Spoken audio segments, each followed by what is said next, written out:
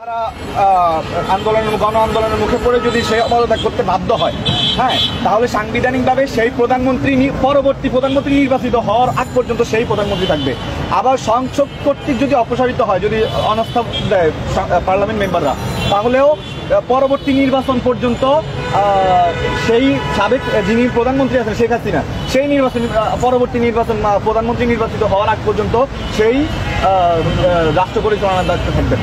এখন যেটার মধ্যে ছিল বর্তমান সংবিধান তো তাই বলে। এখন আপনার এই জনপ্রতিনিধি ছাড়া আপনার সংসদের একটা বড় অংশের পার্লামেন্ট মেম্বারদের ছাড়া আপনি তো সংবিধান পরিবর্তন করতে পারবেন না। এই সরকার তো আপনার এক কলমে অবৈধ হয়ে যাবে।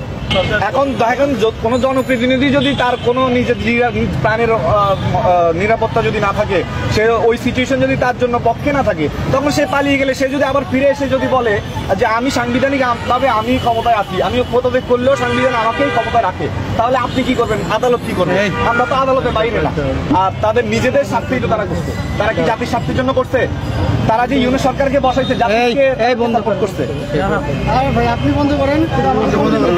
স্বার্থে কে কে তারা কাজ করছে? সমন্বয়ক এরা সেই সমন্বয়ক যারা কিনা সরকারে যখন তাদেরকে ডিবি অফিসে নিচ্ছে, তারা ভয়ে হোক যে কোনো ভাবে হোক, তারা তখন কি বলেছে? তারা বলেছে যে হ্যাঁ, আমরা আন্দোলন প্রত্যাহার করে নিলাম। আপনারা যে যার মতো বড় এই মেরুদণ্ডের যদি নেতা হয় এরাই তো, এরা 6 জন যে পরবর্তীতে দেখেছেন যে তারা অস্ত্রের মুখে নেতাতে এমন হওয়া উচিত যে অস্ত্রের মুখে দেশে তার যদি মনে হয় যে সমন্বয়কারীরা যদি সত্যিকারের আন্দোলন করে জীবন দিবে, তাদের প্রত্যাহার কেন, তারা কেন অস্ত্রের মুখে তারা করবে? আর এরাই যদি তার দেশের নেতা হয়। আর আজকে আপনি ছাত্র সমাজের মধ্যে কি সমস্যা নাই?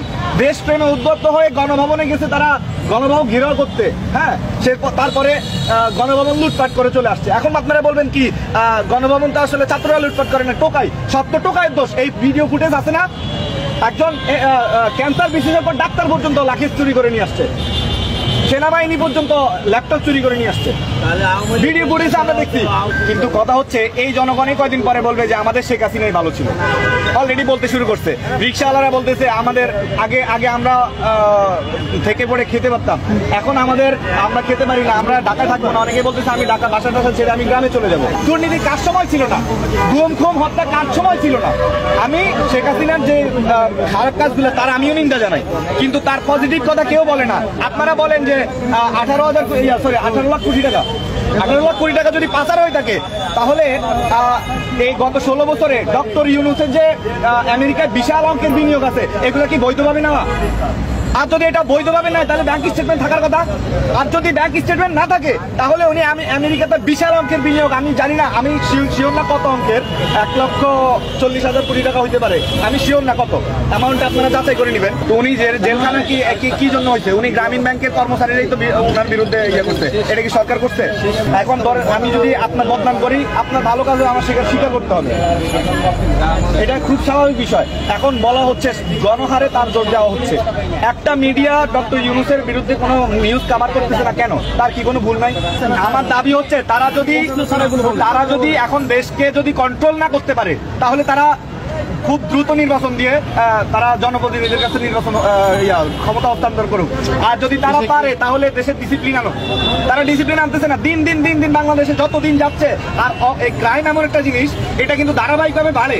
একবার যদি আপনার একটা ডিসিপ্লিনের মধ্যে থাকে, সেইটা একটা ইনডিসিপ্লিন যদি শুরু হয়, ক্রাইম দিন এটা বেড়ে যাবে, যত বেশি এখন বেড়ে যাচ্ছে। আপনার এখন তারা যদি পারে, তাহলে তারা ক্ষমতা যত দ্রুত পাবে ক্ষমতা ছেড়ে দিয়ে তারা। আপনার কি মনে হয় তারা পারতেছে না? আমার তো তাই মনে হচ্ছে। কারণ মনে হচ্ছে আপনি যদি মনে করেন তারা পারতেছে না,